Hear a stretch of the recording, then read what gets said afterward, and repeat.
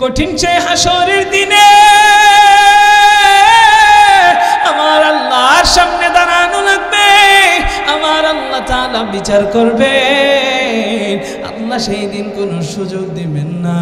অসংখ্য মানুষ আছে মা বাবার চোখ ফাঁকি দিয়া ঘরের ভিতরে দরজা জানালা লাগাইয়া গোপনে বিভিন্ন খারাপ কাজ করে। আরে আব্বা জান, ও আমার যুবক ভাই, ও পর্দার অন্তরালের মা, ভয় করার মতো ভয় কেমনে হবে? ওই ঘরের ভিতরে মা বাবার ভয়ে আপনি যে অন্যায় কাজ করতেছেন, এমন গুনার কাজও আপনার করা যাবে না। আপনি যত মানুষের চোখে ফাঁকি দেন না কেন, একজন কিন্তু সব সময় দেখেন আপনি কি বলেন। জবান দিয়া বলা লাগে না, অন্তর দিয়া শুধু চিন্তা করেন, অন্তরে অন্তরে বলেন। এই কথাটাও কিন্তু একজন জানেন, চিল্লায়া বলেন না তিনি কে? আরো ইমানের পাওয়ার দিয়া বলেন না তিনি কে? আমার আল্লাহ কোরআনে হাকিমের ভিতরে জানা দেয়, ইন্নাল্লাহা সামিউন বাসীর।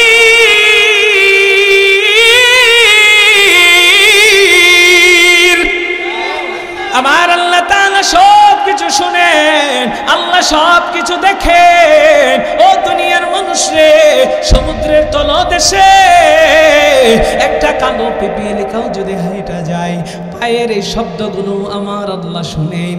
ও দুনিয়ার মানুষ, একদিন মুসা কালিমুল্লাহ তুর পাহাড়ের নিকট যখন গেলেন, মুসা নবী তুর পাহাড়ের সামনে যাইয়া আল্লাহর কাছ থেকে নবুয়তি পাইলেন। ও দুনিয়ার মানুষ রে, মুসা নবী ওই তুর পাহাড়ের সামনে দেখলেন একটা বিশাল বড় পাথর।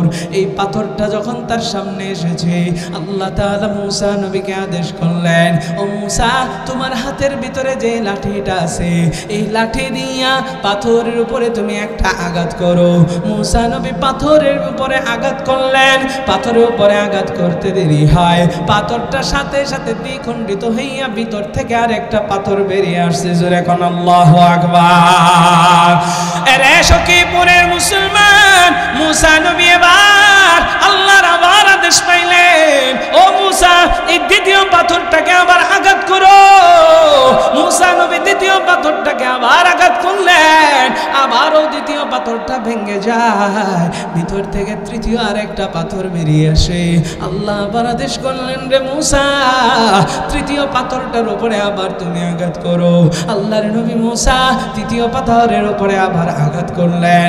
এবার দেখেন, এই তৃতীয় পাথরটা ভাঙার পর ভিতর থেকে একটা ছোট্ট জীবিত কীট বেরিয়ে এসেছে। জোরে কোন আল্লাহু আকবার। মুসা নবী দেখতে পায় এই কীটের জবানটা আমার আল্লাহ খুলে দিয়েছে। মুসা নবী জবানের কথাগুলো, এই কীটের জবানের কথাগুলো শুনতেছেন। এই কীট তার মুখটাকে নাড়ায় নাড়াইয়া কি যেন বলে। মুসা নবী শুনতে পায়, দেখে সে আল্লাহর হামদ সানাবাত করতেছে। আর মুসা নবীর ডাক দেয়া কয়, গো নবী মুসা, এই তিনটা পাথরের ভিতরে আমাকে আমার আল্লাহ রেখেছেন, আমি কি বলি আমার প্রত্যেকটা কথায় আল্লাহ শুনেন। ও দুনিয়ার মানুষ, শুধু তাই নয়, ওই কীট মুসা নবীকে বলে, গো আল্লাহর নবী মুসা, এই তিনটা পাথরের ভিতরে আমাকে বেঁচে থাকার জন্য আমার আল্লাহ রিজিক পর্যন্ত পৌঁছায় দেয়। আমাদের ভালোবাসা সবই যেন হয় মহান রবের জন্যে, রাগ ক্ষোভ ঘৃণাগুলো তাও যেন হয় শুধু প্রভু তোমারই জন্যে। ভালোবাসি বাসি ভালো, ভালোবাসি প্রভু তোমাকে, ইয়া হাবিবি ইয়া রাসূলুল্লাহ, হৃদয়ে গেঁথেছি তোমাকে।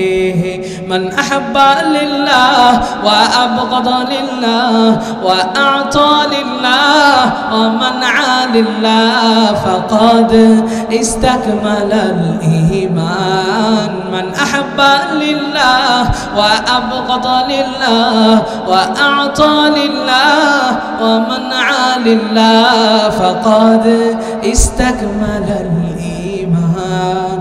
আল্লাহ আল্লাহ আল্লাহ আল্লাহ, সবাই একসাথে আল্লাহ আল্লাহ আল্লাহ আল্লাহ আল্লাহ আল্লাহ আল্লাহ আল্লাহ ইমানের পাওয়ার দিয়া কর না আল্লাহু আকবার When we love someone, we want to love him for you. When we hate someone, we hate him to be close to you. We love you, we are loving you. We will love you forever. Ya Habibi, Ya Rasulallah, we will keep you in our hearts. Man ahabba lillah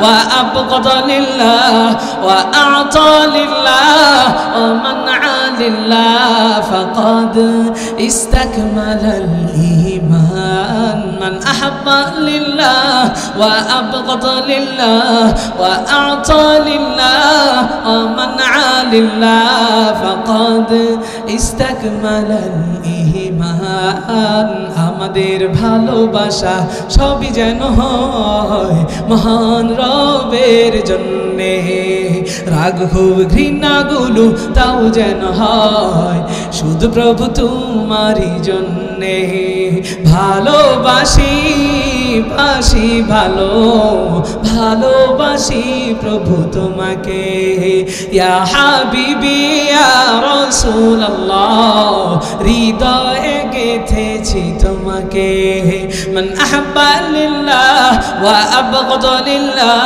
ওয়া আ'তা লিল্লাহ ওয়া মানআ লিল্লাহ ফাকাদ ইসতাকমালাল ঈমান মান আহাব্বা লিল্লাহ ওয়া আবগাদা লিল্লাহ ওয়া আ'তা লিল্লাহ ওয়া মানআ লিল্লাহ ফাকাদ ইসতাকমালাল ঈমান ফাকাদ ইস্তাকমালাল ঈমান এরে শাকিপুরের মুসলমান আমার আল্লাহ তাআলা কোরআনে হাকিমের ভিতরে আপনাকে আমাকে কত সুন্দর কইরা ডাইকা ডাইকা আল্লাহ তাআলা আমাকে আপনাকে নির্দেশনা দিতেছেন ও দুনিয়ার মানুষ এই পৃথিবীতে আমি আপনি হচ্ছি পরীক্ষার্থী এই পৃথিবীর জীবন যখন শেষ হয়ে যাবে কিয়ামতের ময়দানে কঠিন সে হাসরের দিনে আমার আল্লাহ আপনার আমার বিচার করবেন ও দুনিয়ার মানুষ আমলনামা যার বাম হাতের ভিতরে যাবে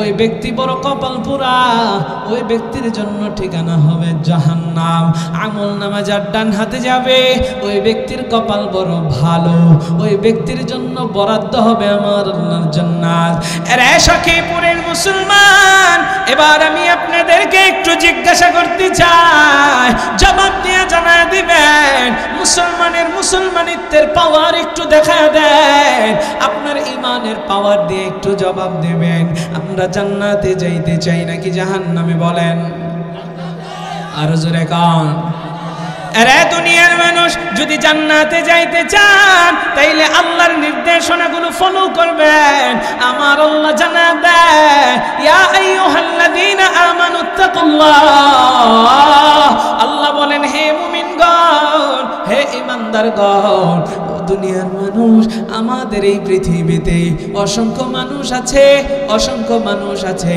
সবাই তো আর মুসলমান নয় সবাই তো আর মুমিন নয় কেউ বিধর্মী আছে কিন্তু আল্লাহ এই আয়াতের ভিতরে আমাকে আপনাকে আল্লাহ তাআলা মুমিন বইলা সম্বোধন করেন কারণ কি আমাদের ভিতরে অসংখ্য মানুষ আছে কিন্তু গুনাহগার আরে দুনিয়ার মানুষ রে তাফসীর ইবনে কাসিরের ভিতরে এসেছে আল্লামা ইবনে কাসির রাহমাতুল্লাহি আলাইহি লিখেন মানুষ গুনাহগার হওয়ার পরেও আমার আল্লাহ তাআলা মানুষকে হে বেঈমান বইলা ডাক দেয় না মানুষকে বলে না হে নাস্তিক বইলা ডাক দেয় না মানুষকে আমার আল্লাহ গুনাহগার বইলা সম্বোধন করেন না আল্লাহ বলেন ইয়া আইয়ুহাল্লাযীনা আমানু হে মুমিনগণ, হে ইমানদারগণ, দুনিয়ার মানুষ রে, গুনাহগার হওয়ার পরেও আল্লাহ কেন মুমিন বইলা ডাকতেছেন?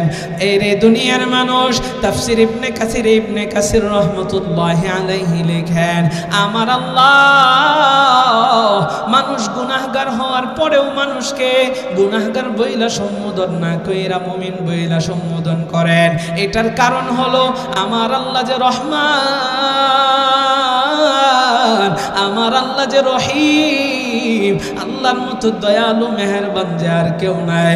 আমার আল্লাহ তার দয়াটা বান্দারে দেখাইতেছেন, রে বান্দা তোরা গুনাহগার, তোরা নাফরমান, এরপরেও আমি আল্লাহ তোদেরকে গুনাহগার বইলা সম্বোধন করি না, তোদেরকে আমি মুমিন বইলা সম্বোধন করি। আমার আল্লাহ তার দয়াটা বান্দারে দেখাইতেছেন। জোরে কোন সুবহানাল্লাহ।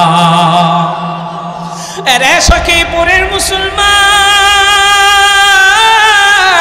ও আমার পর্দার অন্তরালের মা, ও আমার বোনেরা রে, আমি শুধু বাবা ভাইদের জন্য বয়ান করছি না, প্রত্যেকটা মানুষের জন্য আমি বয়ান করতেছি। দিলের কান লাগায় শুনবেন।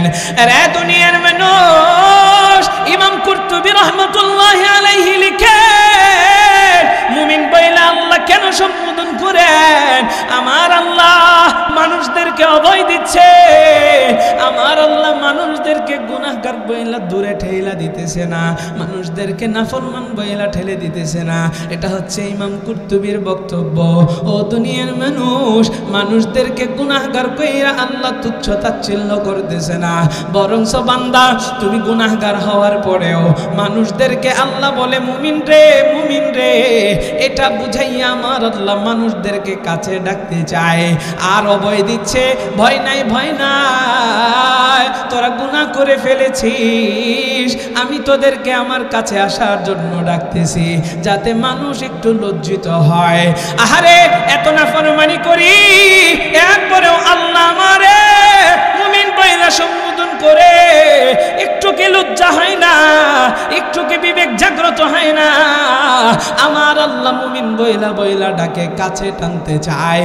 ও দুনিয়ার মানুষ, এই জন্য আমার আল্লাহ মুমিন ইমানদার কইরা আমারে আপনারে ডাকে। ও দুনিয়ার মানুষ, যে আল্লাহ এত দয়া আপনাকে দেখাই দিয়েছেন, যে আল্লাহ আপনারে এত আদর কইরা বানাইছেন, সেই আল্লাহ তো আপনারে জাহান্নামে ফালাইতে চায় না।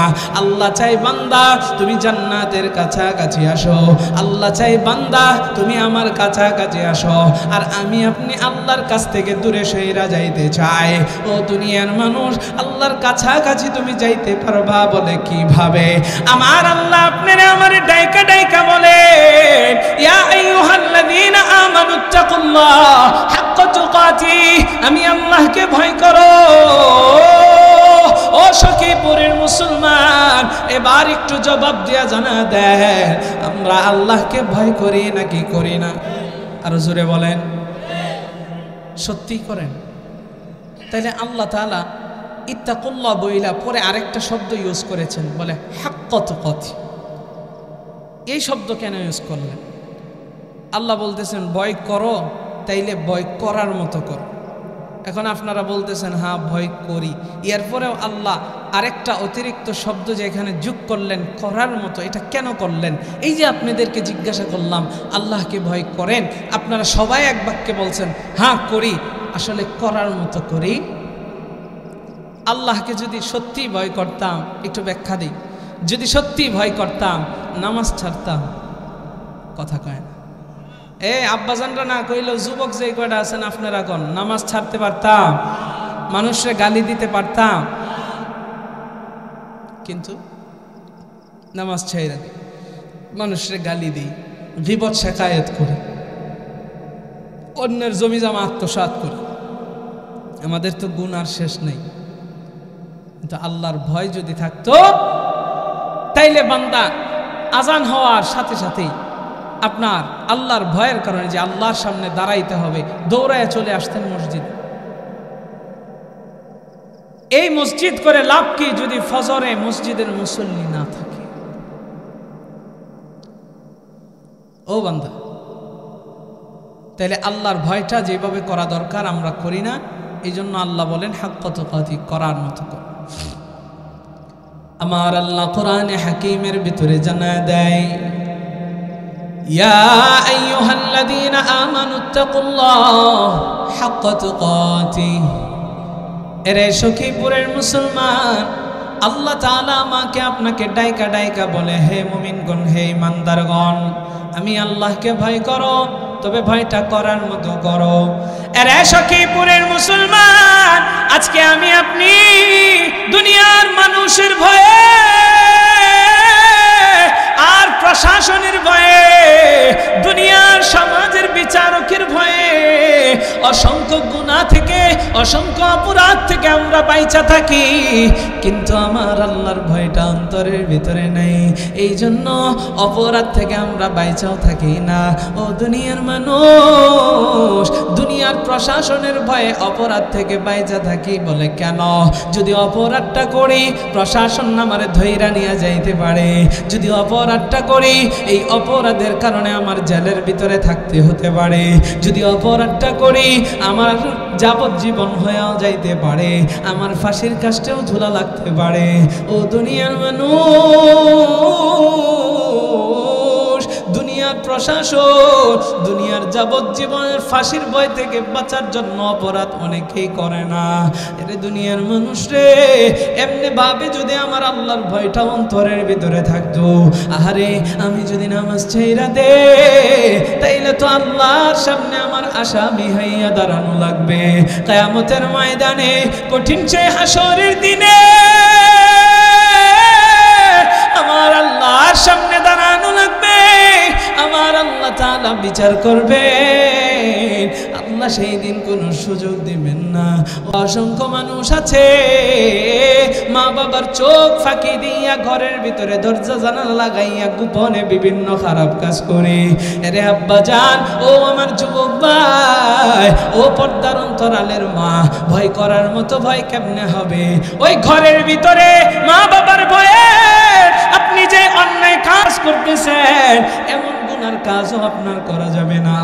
আপনি যত মানুষের চোখে ফাঁকি দেন না কেন, একজন কিন্তু সব সময় দেখেন আপনি কি বলেন, জবান দিয়া বলা লাগে না, অন্তর দিয়া শুধু চিন্তা করেন, অন্তরে অন্তরে বলেন। এই কথাটাও কিন্তু একজন জানেন, চিল্লায়া বলেন না তিনি কে? আরো ইমানের পাওয়ার দিয়া বলেন না তিনি কে? আমার আল্লাহ কোরআনে হাকিমের ভিতরে জানা দেয়, ইন্নাল্লাহা সামিউন বাসীর।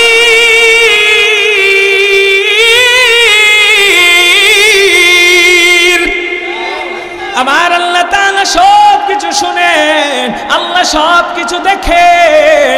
ও দুনিয়ার মানুষ রে, সমুদ্রের তলদেশে একটা কালো পিপিলিকাও যদি হাইটা যায়, পায়ের এই শব্দগুলো আমার আল্লাহ শুনেন। ও দুনিয়ার মানুষ, একদিন মুসা কালিমুল্লাহ তুর পাহাড়ের নিকট যখন গেলেন, মুসা নবী তুর পাহাড়ের সামনে যাইয়া আল্লাহর কাছ থেকে নবুয়তি পাইলেন। ও দুনিয়ার মানুষ রে, মুসা নবী ওই তুর পাহাড়ের সামনে দেখলেন একটা বিশাল বড় পাথর। এই পাথরটা যখন তার সামনে এসেছে, আল্লাহ তাআলা মুসা নবীকে আদেশ করলেন, ও মুসা, তোমার হাতের ভিতরে যে লাঠিটা আছে, এই লাঠি দিয়া পাথরের উপরে তুমি একটা আঘাত করো। মুসা নবী পাথরের উপরে আঘাত করলেন। পাথরের উপরে আঘাত করতে দেরি হয়, পাথরটা সাথে সাথে দ্বিখণ্ডিত হইয়া ভিতর থেকে আর একটা পাথর বেরিয়ে আসছে। জোরে কোন আল্লাহু আকবার। এরে সখীপুরের মুসলমান, মুসা নবী এবার আল্লাহর আবার আদেশ পাইলেন, ও মুসা, এই দ্বিতীয় পাথরটাকে আবার আঘাত করো। মুসা নবী দ্বিতীয় পাথরটাকে আবার আঘাত করলেন, আবারও দ্বিতীয় পাথরটা ভেঙে যায়, ভিতর থেকে তৃতীয় আর একটা পাথর বেরিয়ে আসে। আল্লাহ আবার আদেশ করলেন, রে মুসা, তৃতীয় পাথরটার উপরে আবার তুমি আঘাত করো। আল্লাহর নবী মুসা তৃতীয় পাথরের উপরে আবার আঘাত করলেন। এবার দেখেন, এই তৃতীয় পাথরটা ভাঙার পর ভিতর থেকে একটা ছোট্ট জীবিত কীট বেরিয়ে এসেছে। জোরে কোন আল্লাহু আকবার। মুসা নবী দেখতে পায় এই কীটের জবানটা আমার আল্লাহ খুলে দিয়েছে। মুসা নবী এই জবানের কথাগুলো, এই কীটের জবানের কথাগুলো শুনতেছেন, এই কীট তার মুখটাকে নাড়ায় নাড়াইয়া কি যেন বলে। মুসা নবী শুনতে পায়, দেখে সে আল্লাহর হামদ সানাবাট করতেছে। আর মুসা নবীর ডাক দেয়া কয়, গো নবী মুসা, এই 3টা পাথরের ভিতরে আমাকে আমার আল্লাহ রেখেছেন, আমি কি বলি আমার প্রত্যেকটা কথায় আল্লাহ শুনেন। ও দুনিয়ার মানুষ, শুধু তাই নয়, ওই কীট মুসা নবীকে বলে, গো আল্লাহর নবী মুসা, এই 3টা পাথরের ভিতরে আমাকে বেঁচে থাকার জন্য আমার আল্লাহ রিজিক পর্যন্ত পৌঁছায় দেয়। যা কিছু করি সব কিছু আল্লাহ দেখেন, সব কিছু শুনেন। ঘরের ভিতরে গোপনে গোপনে গুনাহ করবেন, মা বাবার চোখে ফাঁকি দিতে পারবেন, বোন ভাইয়ের চোখকে ফাঁকি দিতে পারবে, ভাই বোনের চোখকে ফাঁকি দিতে পারবে। কিন্তু আপনি আমি যদি আল্লাহর ভয় নিয়ে চলি, যে আল্লাহকে ফাঁকি দেওয়া তো সম্ভব নয়, আল্লাহর ভয় যদি বান্দা করে, আল্লাহর ভয়টা যদি করার মতো থাকে তার অন্তরে, তাইলে ওই বান্দাটা কোনোদিনও পথভ্রষ্ট হবে। যাদের হৃদয়ে আছে আল্লাহর ভয়, তারা কবু পথ ভুলে যায় না। আল্লাহর প্রেম ছাড়া এই দুনিয়ায় কারো কাছে কোনো কিছু চাই না। যাদের হৃদয়ে আছে আল্লাহর ভয়, তারা কবু পথ ভুলে যায় না। আল্লাহর প্রেম ছাড়া এই দুনিয়ায় কারো কাছে কোনো কিছু চাই না। রাতের আধারে যারা সিজদাতে রয়, দু চোখের অশ্রুতে নদী যেন বয়।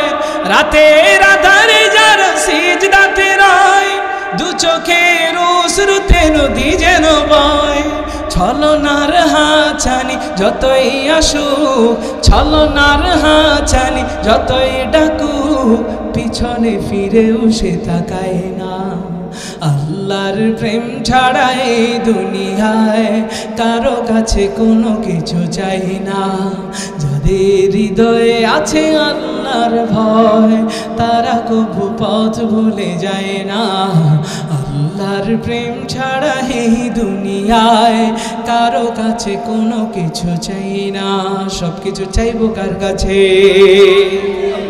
আল্লাহর ভয়। সম্মানিত হাজির, আরে দুনিয়াতে জ্ঞানী তো সেই ব্যক্তি, যেই ব্যক্তি মৃত্যুর আগেই তার সামান তৈরি করে ফেলে, মৃত্যুর পরবর্তী জীবনের জন্য নেক আমল করে। নবীজি বলেন, আল কাইয়াসু মান দানা নাফসাহু ওয়া আমিলা লিমা বা'দাল মাউত। জ্ঞানী সেই ব্যক্তি যে মৃত্যুর আগেই, মৃত্যুর পরবর্তী জীবনের জন্য নেক আমল করে, সেই ব্যক্তি হচ্ছে জ্ঞানী। এখন আল্লাহর নবীর এই কথার একটু বিপরীতে আমরা বলি, যেই ব্যক্তিটা মৃত্যুর পরবর্তী জীবনের জন্য নেক আমল করলো না, সামান তৈরি করলো না, এই ব্যক্তিটা বড় মূর্খ। তাহলে আল্লাহর নবী জ্ঞানী কারা সেই সম্পর্কে বলেছেন। এখন বলেন, আমরা মূর্খ থাকতে চাই না জ্ঞানী হতে চাই? আর জোরে কান, জ্ঞানী হতে চাই। তাহলে জ্ঞানী হওয়ার জন্য আমাদের মরণ আসার পূর্বেই আমাদেরকে অবশ্যই নেক আমল করার দরকার আছে না নেই? দেখেন আল্লাহ বলেন, ইয়া আইয়ুহাল্লাযীনা আমানুত্তাকুল্লাহা হাক্কা তুকাতিহি। এই একটা কথা আল্লাহ বললেন, এরপরে বলছেন ওয়ালা তামুতুন্না ইল্লা ওয়া আনতুম মুসলিমুন। আল্লাহ এই আয়াতের ভিতরে 3টা মেসেজ আমাকে আপনাকে দিয়েছে। প্রথমে বললেন ভয় করো তো করার মতো, এটা আমি আপনাদেরকে বললাম। এবার আল্লাহর 2টা কথা বলতেছেন যে তোমরা কি করো, মুসলমান না হইয়া সাবধান, কবরে আইসো না। তাহলে আমরা এখানে যারা বসে আছি, বলেন তো দেখি, আমরা এখানে কেউ হিন্দু আছি? কথা কয় না, জোরে কন। সবাই কি? সবাই কি মুসলমান? যদি একটু কথা বলেন জেহানে কথাগুলো ঢুকে যাবে, অন্যথায় এখানে যা বসে থাকলেন বাসায় যাইতে যাইতে সব ভুইলা খাইয়ে ফেলে। এই জন্য মাঝে মাঝে কথা বলাই, ঘুম ঘুম ভাব আসলে এটাও চলে যাবে, কারণ এই মজলিসে বসলে ঘুমাইতে বড় মজা লাগে। এই ঘুমটা আসলে আপনার মজার ঘুম না, এটা হচ্ছে শয়তানের ধোঁকা। আপনার গাড়ে শয়তানে বৈশা মাথা চুলকায় দেয়, ঘুমারে ঘুমা। এই কথা শুনিস না, শুনলে যদি পরিবর্তন হয়ে যায়। জুমার নামাজের সময় দেখবেন অনেক মুসল্লি বৈশা বৈশা হুজুর যখন আলোচনা করে তখন ঘুমায়, আছে না নাই? শয়তানের ধোঁকা, এই ধোঁকা আমরা বুঝি না। দেখেন একটু মনোযোগ দিবেন। শয়তান যে ধোঁকা দিতেছে, কেমন ধোঁকা দেয়, এমন ধোঁকা দেয় যে আপনি হুজুরের বয়ান শুনবেন তো দূরের কথা, এই যে মসজিদে জুমার দিন আইসা মসজিদের ভিতরে একটু বসেন, আলেমরা বয়ান করতেছে, আপনি ওই সময় বয়ে বয়ে যে ঘুমাইতেছেন, শয়তান আপনাকে ওই বয়ান থেকে ফারেক রাখছে তো রাখছে, বরঞ্চ ঘুমাইলে একটু বলেন তো দেখি অজু থাকে নাকি ভেঙে যায়? আপনার অজুটা পর্যন্ত শয়তানে ভাঙছে। এখন অজু ছাড়া নামাজ হয়? কথা কয় না, নামাজটা পর্যন্ত নষ্ট করছে। সম্মানিত হাজিরিন, খবর নাই আমাদের। এই জন্য মাঝে মাঝে কথা বললে কি হয়, ঘুম ঘুম ভাব চলে যায়। এই মাঝে মাঝে আল্লাহু আকবরের সুবহান আল্লাহর আওয়াজ দিলে শয়তান দূরে চলে যায়। এই জন্য আমরা দিব ইনশাআল্লাহ। তাহলে বলতেছিলাম, মুসলমান না হয়ে কবরে আইসো না। তাহলে আল্লাহ তাআলা মুসলমানকেই, এতক্ষণ যে কথা বললাম এটা তো আল্লাহ তাআলা মুমিনদের জন্য বলেছেন, এখন আবার বলতেছেন মুসলমান না হয়ে কবরে আইসো না। তার মানে মুসলমানদেরকে আল্লাহ বলেন মুসলমান না হয়ে আইসো না, তার মানে আমরা আসলে প্রকৃত মুসলমান হতে পারি? আমাদের ভিতরে ভেজাল আছে। বলে কি ভেজাল? মুসলমান হওয়ার দ্বারা কি বোঝা যায়? আপনারা একটা অর্থ খুব ভালো জানেন, বলেন তো দেখি ইসলাম অর্থ কি? জোরে কয় না, শান্তি। ইসলামের অর্থ কয়েকটা আছে, শান্তি যেরকম তার ভিতরে ইসলামের আরেকটা অর্থ হচ্ছে আত্মসমর্পণ করা। কি করা? আত্মসমর্পণ, নিজেকে বিলায়া দাও। আল্লাহ তাআলা হযরত ইব্রাহিম নবীকে বলেন, ইয ক্বালা লাহু রাব্বুহু আসলিম, হে ইব্রাহিম তুমি আত্মসমর্পণ করো। ইব্রাহিম নবী বলেন, ক্বালা আসলামতু লিরাব্বিল আলামিন, ও রব্বে কাবা, আমি আমাকে আপনার কাছে পরিপূর্ণ সঁপে দিলাম, আমি আপনার কাছে আত্মসমর্পণ করলাম। জোরে কোন সুবহানাল্লাহ। পুলিশে এসে যদি আপনার গায়ে তোমাকে গ্রেফতার করা হলো, অথবা আপনি ভাগতেছেন গুলি করে দিবে, আপনি যদি হাতাঙ্গায় বলেন আমি আত্মসমর্পণ করলাম, আপনারা গুলি করবে না। কারণ আপনি কি করেছেন? আপনাকে সঁপে দিয়েছেন তার কাছে, আত্মসমর্পণ করেছেন। সম্মানিত হাজিরিন, আল্লাহর কাছে এইভাবে আত্মসমর্পণ করে দেওয়া, এটার নাম হচ্ছে ইসলাম।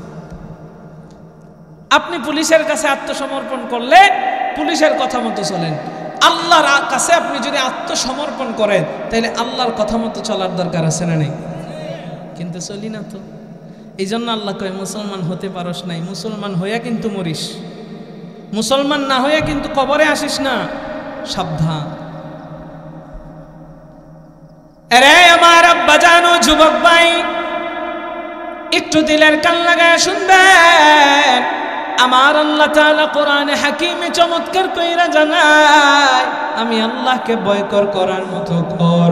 ও দুনিয়ার মানুষ রে, এবার আল্লাহ আমারে আপনারে জানাইতেছেন, ও দুনিয়ার মানুষ, আল্লাহ বলেন ওয়ালা তামুতুন্না ইল্লা ওয়া আনতুম মুসলিমুন, সাবধান, মুসলমান না হয়ে কিন্তু কবরে আইসো না।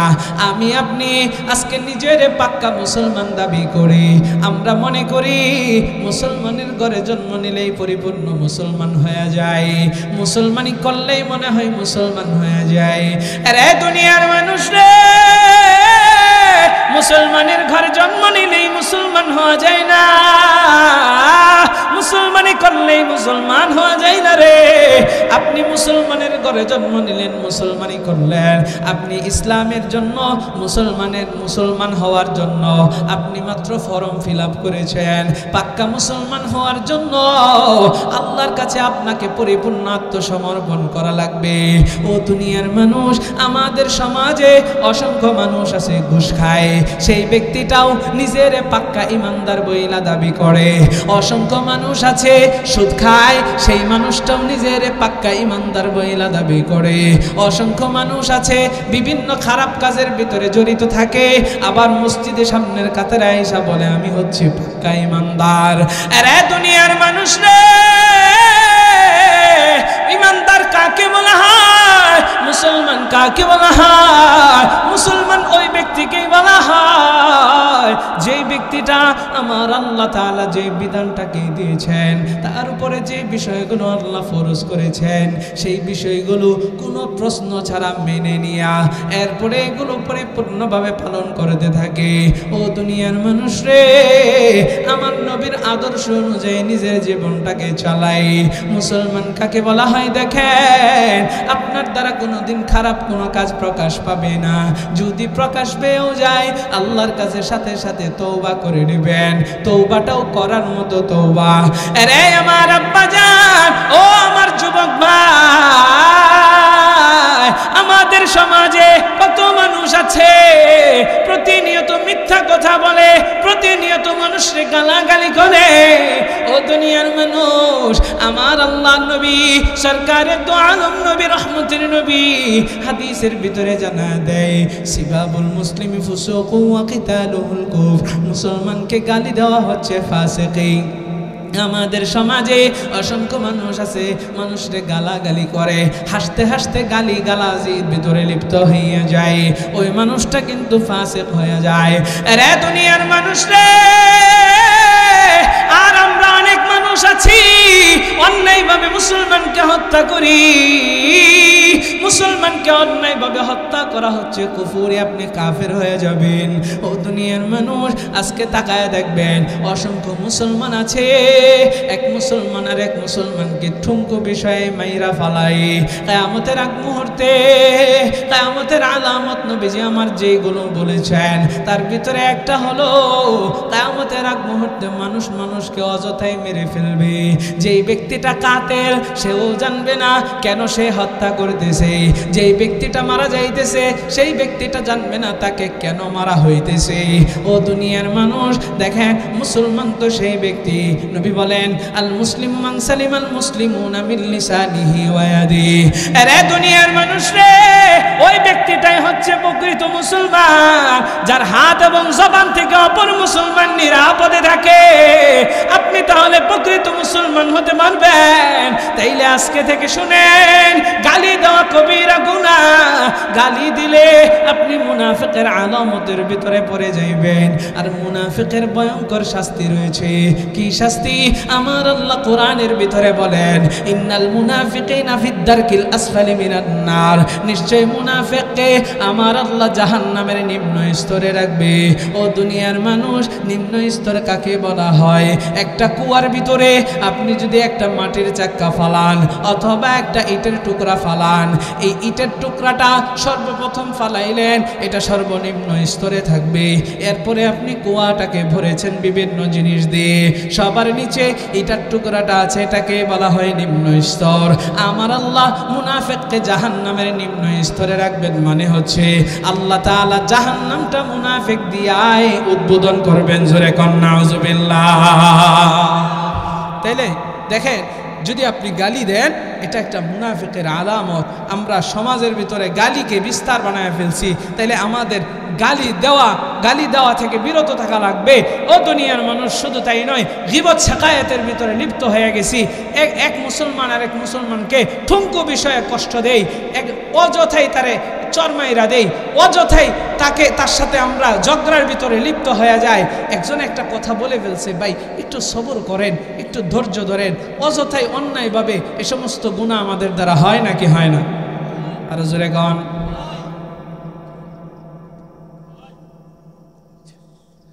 সম্মানিত হাজিরিন, তাহলে দেখেন, আল্লাহর নবী সরকারে দো আলম নবী রহমতের নবী সাহাবীদেরকে জানাই, এই মনোযোগ আছে? নবীজি সাল্লাল্লাহু আলাইহি ওয়াসাল্লাম সাহাবীদেরকে বলে, ও সাহাবীরা বলো তো দেখি, দেউলিয়া কোন ব্যক্তি? নবীজি বলেন, আতাদরুনা মাল মুফলিস। সাহাবীরা, দেউলিয়া কোন ব্যক্তি? সাহাবায়ে কেরাম বলেন, আল মুফলিসু ফিনা মাল্লা দিরহাম লাহু ওয়ালা মাতা। ইয়া রাসূলুল্লাহ, দেউলিয়া তো সেই ব্যক্তি যার টাকাও নাই, যার পয়সাও নাই, সম্পদ নাই। এক কথা, টাকা পয়সা যার নাই সেই তো দেউলিয়া। কি বলেন আপনারা? আরে আমার আব্বা জানো, যুবক ভাই, সরকারে দো আলম নবী রহমতের নবী বলেন, ইন্নাল মুফলিসা মিন উম্মতি ইয়াতি ইয়াউমাল কিয়ামাতি বিসলাতিন ওয়া সিয়ামিন ওয়া যাকাতিন। আল্লাহর নবী সরকারে দো আলম নবী সাহাবীদেরকে ডাক দেয়া জানায় দে রে সাহাবীরা, আমার উম্মতের দেউলিয়া হচ্ছে সেই ব্যক্তি যেই ব্যক্তি কিয়ামতের ময়দানে কঠিন সেই হাসরের দিনে আল্লাহর সামনে অসংখ্য নামাজ নিয়ে আসবে, অসংখ্য যাকাত নিয়ে আসবে, অসংখ্য রোজা নিয়ে আসবে। মানে হচ্ছে দুনিয়া থাকতে সে অনেক নামাজ পড়ছে, নামাজ পড়তে পড়তে কপালের ভিতরে কালো দাগ বানায় ফেলছে, রোজা রেখেছে, রোজা একটাও ছাড়ে নাই, যাকাত সময় মতো দিয়েছে, দান সদকা করেছে, অসংখ্য ভালো কাজ করেছে, কিন্তু দুনিয়ার ভিতরে মাঝে মাঝে সেই ব্যক্তিটা মানুষকে অন্যায়ভাবে গালি দিয়েছে, মাঝে মাঝে মানুষের গীবত করেছে, অসম্মান করেছে, মাঝে মাঝে মানুষের সম্পদ আত্মসাৎ কইরা নিয়েছে, সে দুনিয়াতে কোনো একজনকে চর মেরেছে, দুনিয়াতে কোনো একজনের রক্ত জড়াইছে। ও দুনিয়ার মানুষ, আমার মায়ার নবী দোয়ার নবী রহমতের নবী জানাই এই ব্যক্তিটাই হচ্ছে দেউলিয়া। কারণ কি? আপনি দুনিয়াতে নামাজ পড়েন, যাকাত দেন, রোজা রাখেন, সব কিছু করেন, কিন্তু মানুষকে গালাগালি করেন, বান্দার হক নষ্ট করেন। আল্লাহর হক আল্লাহ ক্ষমা করে, কিন্তু বান্দার হক আল্লাহ তাআলা ক্ষমা করেন না। বান্দার হকটা বান্দার কাছ থেকে আপনার কিন্তু শেষ করে নিতে হবে। যদি বান্দার হক নষ্ট করে থাকেন, তার কাছ থেকে আপনার ক্ষমা নেওয়া লাগবে। এরে আমার সখীপুরের মুসলমান, একটু দিলের কান লাগায় শুনবেন, আমার মায়ার নবী দয়ার নবী রহমতের নবী কত চমৎকার কইরা জানায়, দুনিয়াতে ওই বান্দাটা এত নামাজ পড়ার পর, রোজার যাকাত দেওয়ার পর, ইবাদত বন্দেগী করার পর মানুষকে যে গালি দিয়েছে, বান্দার হক নষ্ট করছে, মানুষের যে গীবত করছে, বান্দার হক নষ্ট করছে। ও দুনিয়ার মানুষ, শুধু তাই নয়, যার সম্পদ মেরে দিয়েছে, আত্মসাৎ করেছে, বান্দার হক মেরে দিয়েছে, একটা মানুষকে চর মেরেছে, অন্যায়ভাবে বান্দার হক নষ্ট করেছে, একজনের রক্ত জড়াইছে, বান্দার হক নষ্ট করেছে। ও দুনিয়ার মানুষ, কিয়ামতের ময়দানে কঠিন সেই হাসরের দিনে আমার আল্লাহ ন্যায় বিচার করবেন, আল্লাহ ইনসাফের বিচার করবেন। এই বান্দা এত নামাজ নিয়ে আজকে জান্নাতে যাইতে পারতেছে না, এত রোজা নিয়ে যাইতে পারতেছে না, এত যাকাত নিয়েও জান্নাতে যেতে পারতেছে না। বলে কারণটা কি? কারণ তার পিছনে ওই যে যাদের হক নষ্ট করছে এরা আইয়া দাঁড়ায়া গেছে। আল্লাহকে ডাক দেয়া বলে, গো মালিক,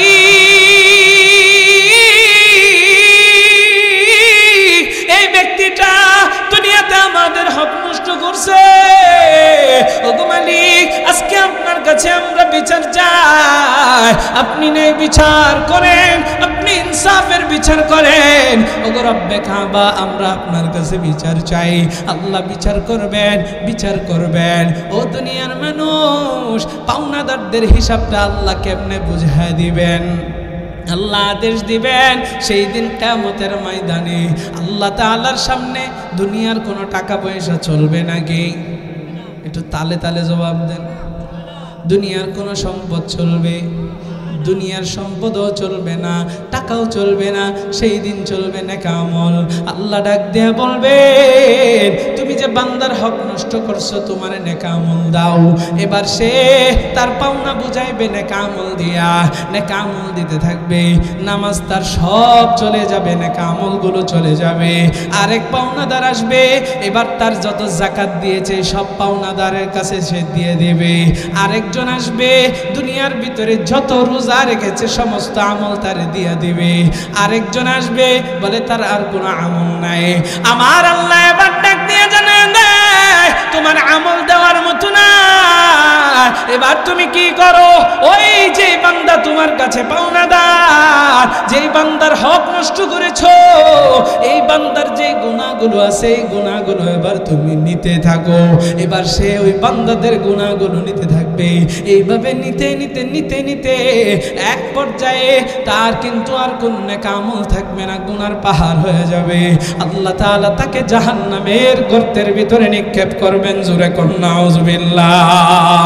আরে দুনিয়ার মানুষ রে, ওই জাহান্নামের আগুন সহ্য করার ক্ষমতা আমার আপনার নাই। জাহান্নামের আগুন কঠিন এক আযাবের জায়গা।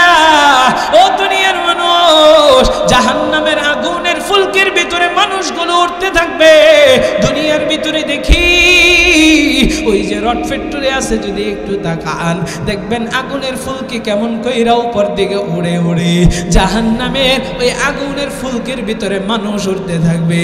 জাহান্নামের আগুনের এত পাওয়ার, ও দুনিয়ার মানুষ রে, আল্লাহ আমার আপনারা যদি জাহান্নামের আসামি বানায় দেয়, আপনার আমার কিন্তু বাঁচার সুযোগ নাই। সেই দিন জাহান্নামীরা চোখের পানিগুলো ঝরাইয়া ঝরাইয়া কানবে আর আল্লাহকে ডাইকা ডাইকা বলবে।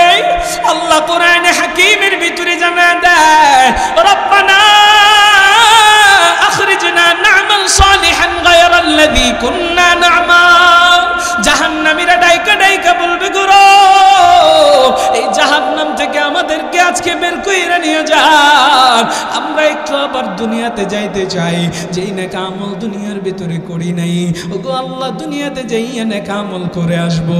ও দুনিয়ার মানুষ, একটু জবাব দিয়া জানাইবেন, সেই দিন আমার আল্লাহ দুনিয়াতে আসার কোনো সুযোগ দিবে? আরো জোরে কর।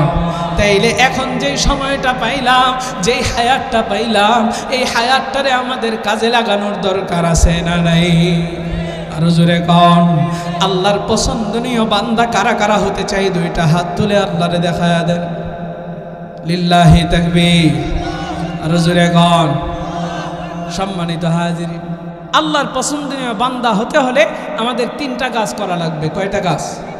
আরো জোরে কন।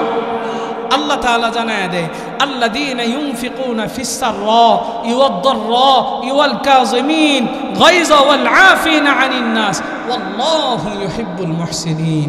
আল্লাহ তিনটা কথা বলেছেন, বলে এই তিন কাজ করবা, ওয়াল্লাহু ইউহিব্বুল মুহসিনিন। যারা এই তিন কাজ করবে, আমি আল্লাহ তাআলা তাদেরকে অত্যন্ত বেশি পরিমাণে পছন্দ করব। জোরে কোন সুবহানাল্লাহ। আল্লাহ যদি পছন্দ করে, তাইলে আমাদের আল্লাহ তাআলার কাছ থেকে আর কিছু চাওয়ার নাই। আল্লাহ যদি আমার বান্দার হয়ে যায়, গোটা পৃথিবীটাকে আপনার আমার পায়ের নিচে আল্লাহ ফালাইয়া দেবেন। জোরে কোন সুবহানাল্লাহ। মাল্লাহুল মাওলা ফালাহুল কুল। যে বান্দা আল্লাহর হয়ে যায়, তার পায়ের নিচে সবকিছু আল্লাহ ফালায়।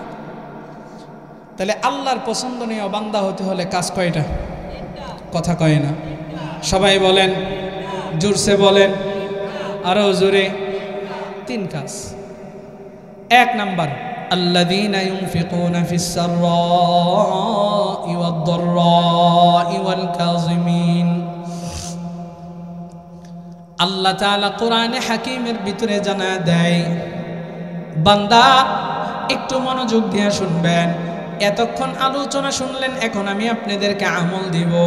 এই আমল যদি না শুই নাই, ভাই গাজান মুতে ধরেছে, এটাকে চাপ দিয়ে যদি বৈশা না থাকতে পারেন, তাইলে আপনার আমার কোনো ফায়দা হলো না। এতক্ষণ আলোচনা শুই না। তিনটা কাজ আমি আপনাদেরকে জানাই, এই বয়ানের ইতিটা টেনে নেব। আল্লাহ জানায় দেয়, আল্লাযীনা ইউনফিকুনা ফিস সাররা'i ওয়াদ-দাররা'i ওয়াল কাযিমিন ওয়াল গায়য ওয়াল আফিনা আনিন নাস। এই তিন কাজের ভিতরে এক নাম্বার, আল্লাহ বলেন যারা সচ্ছল এবং অসচ্ছল। একটা তাফসীরের ভিতরে এসেছে আল্লাহ তাআলা বলেন যারা সচ্ছল এবং অসচ্ছল। আরেক তাফসীরের ভিতরে দেখলাম আল্লাহ বলতেছেন সুখে এবং দুঃখে যারা আল্লাহর রাস্তায় খরচ করে, আল্লাহর রাস্তায় ব্যয় করে, আল্লাহর রাস্তায় দান করে।